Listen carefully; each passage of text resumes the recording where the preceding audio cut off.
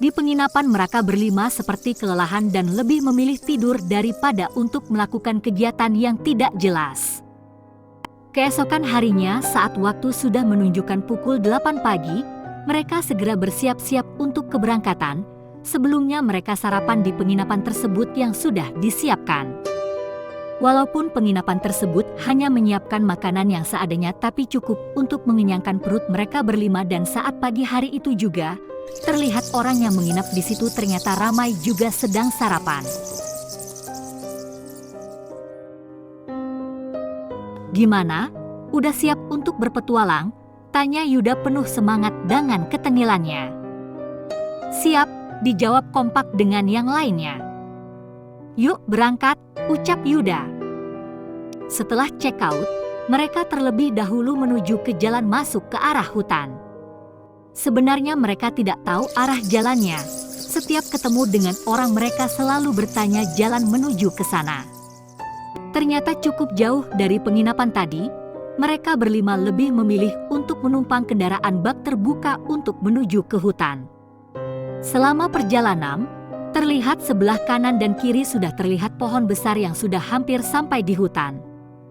Cuaca pada saat itu juga termaksud mendukung karena tidak panas sama sekali. "Udaranya seger bener ya," ucap Nala di situ menikmati udara yang segar. "Iya nih, semoga gini terus," sahut Lulu. Di situ mobil yang mereka tumpangi ternyata berhenti di tengah hutan yang lebat. "Kok berhenti, Pak?" tanya Dio kepada sopir mobil itu. "Sudah sampai, itu jalan menuju ke dalam hutan," jawab supir dengan menunjukkan jalan. "Oh iya, makasih Pak atas tumpangannya," ucap Dio. Supir itu hanya menganggukkan kepalanya saja. Mereka segera turun dari mobil itu dan menuju ke dalam hutan. Perlahan mereka berjalan menuju ke dalam hutan. Saat berjalan baru sekitar 10 menit sudah terdengar suara aneh yang misterius. "Ih, itu suara apa?" tanya Nala dengan berpegangan tangan Yuda dengan erat. "Namanya di hutan, pasti kayak gini," jawab Yuda dengan santai. Nela seperti takut, ia enggan melepaskan tangan dari Yuda. Sedangkan mereka terus berjalan kaki tanpa mengetahui di mana keberadaan desa itu berada. Semakin jauh mereka ke dalam hutan, semakin kuat juga suara aneh itu terus muncul dan seketika cuaca di dalam hutan menjadi mulai gelap, padahal baru jam 11 siang.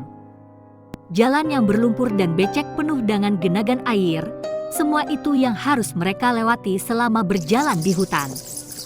"Jalannya gini amat sih," ucap Dio. "Namanya hutan, mau bagus ke kota sana," sahut Lulu dengan terus berjalan.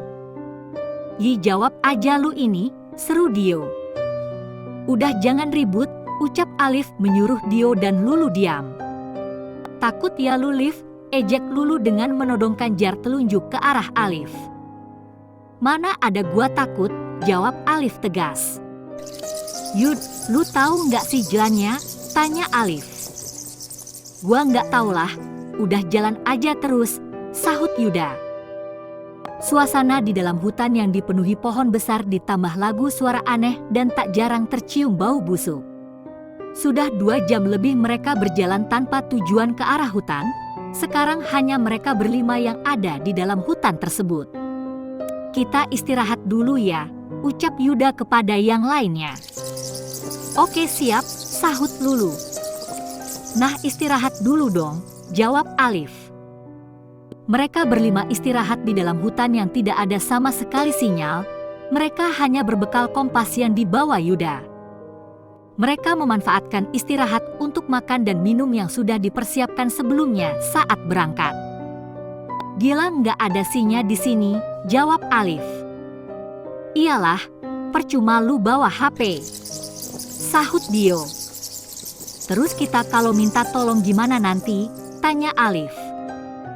"Udah sih jangan berisik, entar ada macam lu dimakan," jawab Yuda sambil sedikit menakuti Alif. "Ya kampret." Cukup lama mereka beristirahat di bawah pohon yang besar dan saatnya untuk melanjutkan perjalanan kembali agar tidak terlalu malam saat sampai di desa kanibal. Susanan makin mengerikan saat mereka semakin dalam berjalan ke hutan, sangat sering juga tercium bau busuk. Di sana juga cukup gelap dan kabut, untungnya mereka membawa senter untuk menerangi jalan yang becek. Perlahan hari semakin gelap, mereka berlima belum sampai juga di tujuan. Sedangkan Merak sekarang juga tidak tahu mereka sekarang sedang berada di mana. Sepertinya mereka sekarang sedang nyasar di hutan yang lebat. Kayaknya kita nyasar nih, ucap Yuda. Gila lu Yud, yang bener aja, sekarang gimana nasib kita ini? Sahut dia sedikit emosi. Gue juga nggak tahu, lu santai aja ngomongnya, jawab Yuda sedikit terpancing. Lu ini gak bener di depan, kita kan ngikuti lu dari tadi. Seru Dio yang membuat suasana semakin memanas. Terus mau lu apa? Tanya Yuda sambil memegang baju Dio. Iya kayak bocah aja berantem dari tadi, sahut Alif. Hari perlahan mulai gelap dan mereka masih bertahan di hutan tanpa arah. Ini bukan saatnya kita berantem, tapi gimana caranya kita bisa keluar dari hutan ini? Ucap Nala kepada yang lainnya. Iya kayaknya kita harus keluar dulu deh dari hutan ini, sajut Lulu setuju dengan omongan Lala. Tapi kita udah di tengah hutan, gimana caranya kita pulang sekarang? Tanya Alif dengan wajah sedikit mulai khawatir.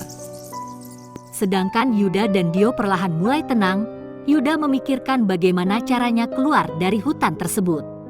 Mereka berlima kebingungan harus kemana karena tidak orang sama sekali untuk dimintai pertolongan dan sinyal di handphone juga tidak ada sama sekali. Kita malam ini istirahat di sini saja. Sekarang buat teda sebelum makin malam, ucap Yuda.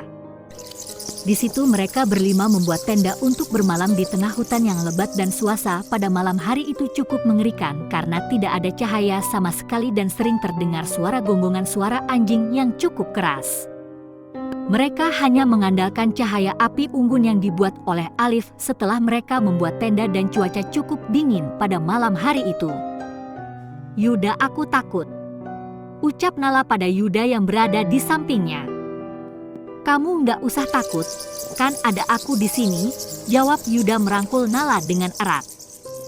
Enaknya yang pacarana, sahut Lulu mengejek Yuda dan Lala. Pengun lu ya, tuh sama Alif sana, ucap Yuda. Apaan lu Yud, malas banget gua sama Lulu, sahut Alif seperti tidak terima. Emang gua mau sama lu kodok, sahut Lulu tidak terima dengan perkataan Alif. Mereka mencoba membuat suasana menjadi lebih santai karena dari tadi terlihat begitu tenang, sedangkan Dio hanya duduk tenang di tendanya. Oi Dio, gabung sini ngapa? Besok kita cari cara bagaimana caranya keluar dari sini, ucap Yuda kepada Dio. Iya Dio sini, udah kayak anak tiri aja lu di situ, sahut Lulu mengejek Dio sambil dan disambut gelak tawa oleh teman-temannya. Dio tidak menghiraukan perkataan teman-temannya, ia Lenny memilih untuk melanjutkan menghisap rokok.